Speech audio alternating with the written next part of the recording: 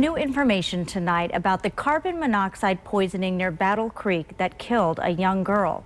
Today we learned the child who died was 11-year-old Chloe Stevens. 2 adults were also sent to the hospital.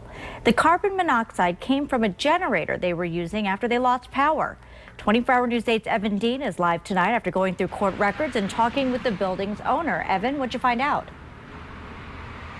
Yeah, Marley, police are calling this a horrible accident, but it no doubt raises questions about the living conditions for this little girl. Target 8 has uncovered that Child Protective Services had previously received complaints about the safety of the young girl's housing.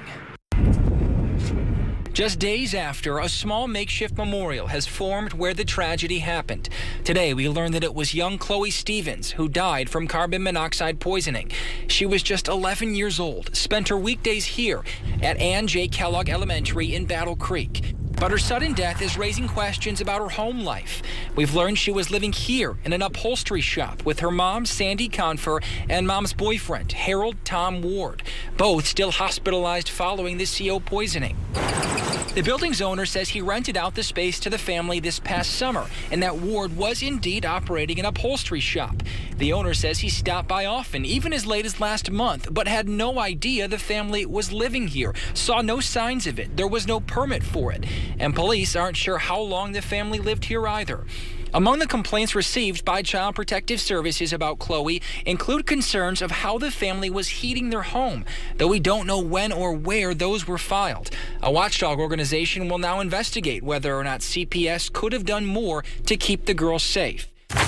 We also went to family court in Calhoun County today and dug through records. We learned that Chloe's older brother was removed from Sandy Confer's custody this summer after she refused to care for him and asked he be placed into foster care, saying he was a danger to the family. Chloe was allowed to remain in her care. A court order from last month required Confer to secure adequate, stable housing, but it's unclear if CPS officials knew they were living here. Now, a Michigan criminal history check shows mostly just misdemeanors for both Tom Ward and Sandy Confer, but for Confer it includes a 2008 felony kidnapping conviction for custodial interference. Now, again, it is unclear if criminal charges will be sought against the pair in this case. Detectives making clear that there was no intentional harm, again, just calling this a tragic accident. We're live near Battle Creek tonight. Evan Dean, 24-hour News 8.